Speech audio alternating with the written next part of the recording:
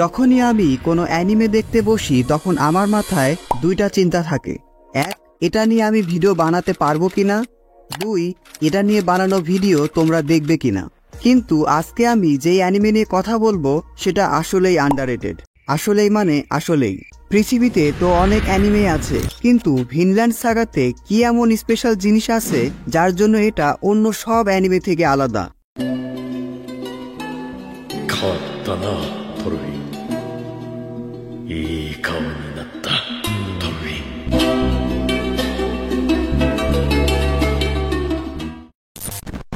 You will find reality in Vinland Saga. এই অ্যানিমের সব character real life historical figure, যেগুলো ভাইকিংসের যুগে এক্সিস্ট করত। ভাইকিংস যারা ইউরোপ এবং আশেপাশে নিজেদের বসতি স্থাপন এবং বাণিজ্য করত। তবে ভিনল্যান্ড সাগা কিন্তু ফিকশনাল, অর্থাৎ কাল্পনিক কাহিনী। ফ্যান্টাসি, হারেম আর সুপার পাওয়ারের ওভারহাইপ অ্যানিমে কালচারের সময় Vinland Saga is really different from others. আর এইখানেই আসে আমাদের প্রথম point, why Vinland Saga is underrated. Number 1, concept of Vinland Saga. হ্যাঁ, এখন একটা অ্যানিমে পপুলার হতে হলে বিভিন্ন বিষয় থাকতে হবে। প্রথমত, বিউটিফুল ফিমেল ক্যারেক্টার। रहा नहीं जाता, तड़प ही ऐसी है ना। দ্বিতীয়ত, একজন ওভার পাওয়ার সিগমা ক্যারেক্টার। তৃতীয়ত, বেশ কিছু comedy and bad ass moment.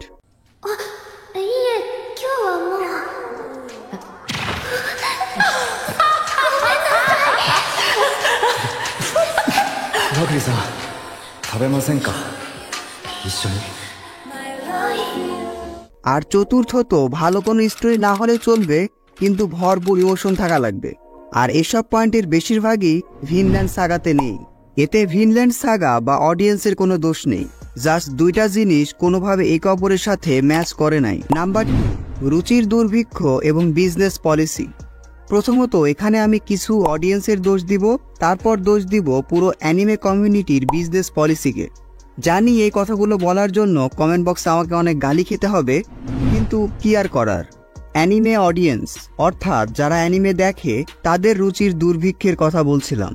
যদিও পয়েন্ট 1-এ আমি এটা নিয়ে কিছুটা বলেছি, কিন্তু এই পয়েন্টের মূল বিষয় আলাদা। মূল বিষয়টা হলো ফিউচার অ্যানিমে অডিয়েন্স, যারা এখন অ্যানিমের স্টোরির থেকে অ্যাকশন, ড্রামা আর ফ্যান্টাসি পছন্দ করছে। আর এটার জন্যই ভিনল্যান্ড সাগার মতো অ্যানিমে পপুলার হচ্ছে না। অন্যদিকে অ্যানিমে কমিউনিটির বিজনেস পলিসিও সেদিকেই যাচ্ছে। তারা দেখছে ভালো কোনো স্টোরি থেকে অন্য কিছু বেশি ভ্যালু পাচ্ছে, এজন্য তারা ভালো স্টোরি বাদ দিয়ে ভালো অ্যাকশন, ওয়াইফু, ফ্যান্টাসি এসব বানাচ্ছে, কারণ দিন শেষে ইটস এ বিজনেস। তোমরা জানো কি এই অ্যানিমে ইন্ডাস্ট্রি মাত্র 1 বছরে $30 বিলিয়ন থেকেও বেশি ইনকাম করে, যেটা দিয়ে আমি সহ আমার 8,000 সাবস্ক্রাইবার এবং তাদের পরিবার 7 জন্ম শুয়ে বসে খেতে পারবে। 2024 সালে ক্রাঞ্চিরোল অ্যানিমে অ্যাওয়ার্ডে এই বিষয়টা আমরা আরও ভালোভাবে লক্ষ্য করি। ভিনল্যান্ড সাগা এখানে একটি অ্যাওয়ার্ডও পায়নি। ভিনল্যান্ড সাগা অন্তত বেস্ট সিনেমাটোগ্রাফি অ্যাওয়ার্ড ডিজার্ভিং ছিল। Number 3, story and history. পুরো ভিনল্যান্ড সাগাতে বিভিন্ন কান্ট্রির একে অপরের সাথে যুদ্ধ এবং ভাইকিংসের সময়কার ব্রুটাল রিয়েলিটি তুলে ধরা হয়েছে, যেটার কনসেপ্টটাই অনেক ম্যাচিউর অডিয়েন্সের জন্য। এই অ্যানিমে দেখেই তুমি বুঝতে পারবে আমরা আসলে কতটা লাকি যে এই সিভিলাইজ সোসাইটিতে জন্ম নিয়েছি। তখনকার সময়ের যুদ্ধ, দুর্ভিক্ষ, অসহায় আত্মসমর্পণের কোনো কিছুই আমাদেরকে দেখতে হয়নি। যাই হোক, ভিনল্যান্ড সাগা কোনো ফ্যান্টাসি বা সুপার পাওয়ার ক্যাটাগরি অ্যানিমে নয়, it's a reality check anime, যেটা অনেক ম্যাচিউর অডিয়েন্সের জন্য। আর তোমরা খুব ভালোভাবে জানো পুরো অ্যানিমে কমিউনিটিতে ম্যাচিউর অডিয়েন্সের পরিমাণ ঠিক কতটা বেশি।